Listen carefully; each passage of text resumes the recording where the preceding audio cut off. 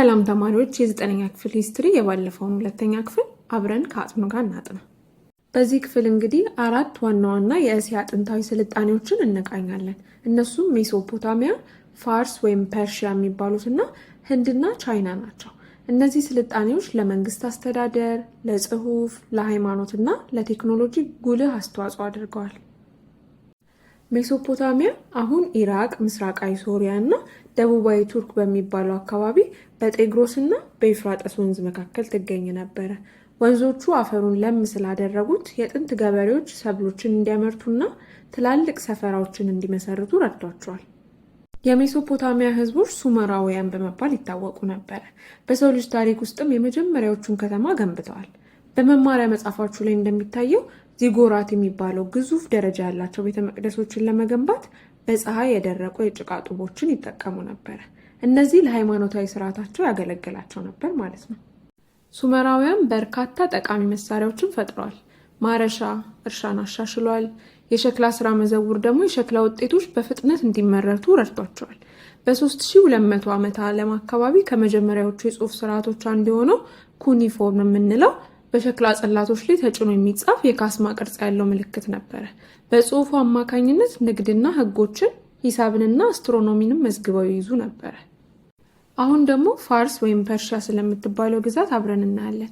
በአሁኑ ጊዜ ኢራንንና የተወሰነ የአፍጋኒስታን ክፍልን ይዛ የምትገኘው ፋርስ በጥንታዊ ዓለም ከነበሩት ትላልቅ ግዛቶች አንዷ ነበረች።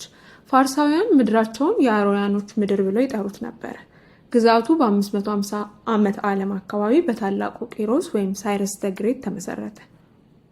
የእነዚህ ህዝቦች ግዛት ማለትም የፋርስ ከአውሮፓ የባልካን ባህረ ገብ መሬት እስከ ህንድ የኢንዱስ ሸለቆ ድረስ የተዘረጋ ሲሆን የሰሜን አፍሪካ ክፍሎችንም ያካተተ ነበር።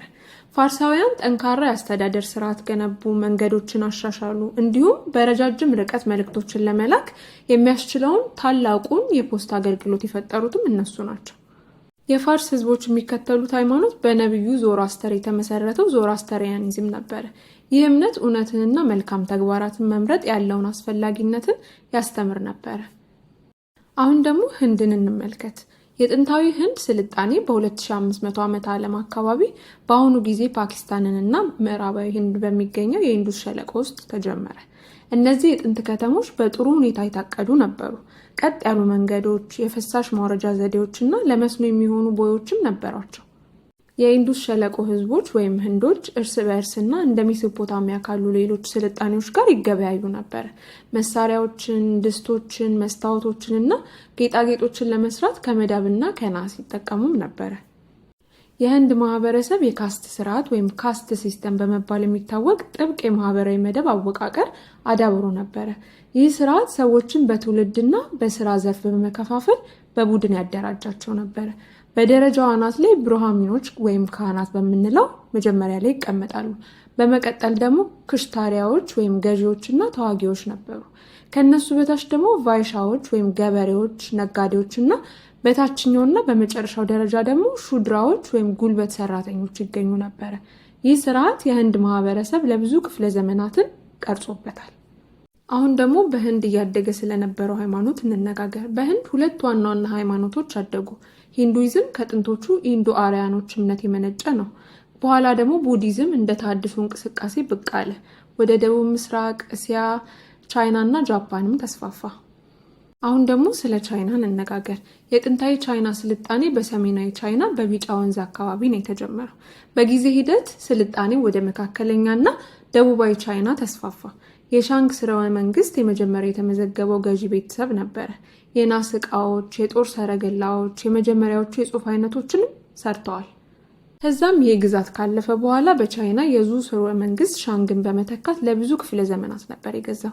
በዚህ ጊዜ የቻይና ፍልስፍና ስነ ጽሑፍም አድጎ ነበረ። በጣም ተጽዕኖ ፈጣሪ የነበረው ፈላስፋ ኮንፊሽየስ ሲሆን እሱም ስለ መከባበር፣ የቤተሰብ ኃላፊነት፣ ትምህርት አስፈላጊ እንደሆነም አስተምሯል። ኮንፊሽያኒዝም በመባል የሚታወቀው አስተምሮ የቻይናን ማህበረሰብ ለሺዎች ዓመታት ቀርጾታል። የቻይና መሪዎች ቻይናን ከሰሜናዊ ወራሪዎች ለመከላከል ከ7000 ኪሎ ሜትር በላይ የሚረዝመውን ታላቁን የቻይናን ግንብ የዛኔ ነበር የገነቡት። የግንቡ ክፍሎችም እስከ ዛሬ ድረስ አሉ። የቻይና የጽሑፍ ስርዓት ደግሞ ምን ይባላል ካላችሁ ሎጎግራፊክስ ሲባል ትርጉሙም እያንዳንዱ ምልክት አንድን ቃል ወይም ሀሳብን ይወክል ነበረ። ይህ ስርዓት የቻይናን ታሪክና ባህል በትውልዶች መካከል ጠብቆ ለማቆየት ረድቶታል። እነዚህ 4 ስልጣኔዎች ሜሶፖታሚያ፣ ፋርስ፣ ህንድና ቻይና በዓለም ዙሪያ ባሉ ዘመናዊ ማህበረሰቦች ላይ ተጽዕኖ ማሳደራቸውን የቀጠሉ ሲሆን አስተዋጽኦዎችንም አበርክተው ነበረ። እንግዲህ ተማሪዎች 4 የተነጋገርናቸው ስልጣኔዎች ግልጽ እንደሆኑ እርግጠኞች ነን። ለበለጠ መረጃ ደግሞ አጥኑ.ኦርግ ብላችሁ ቼክ አድርጉን። ቻው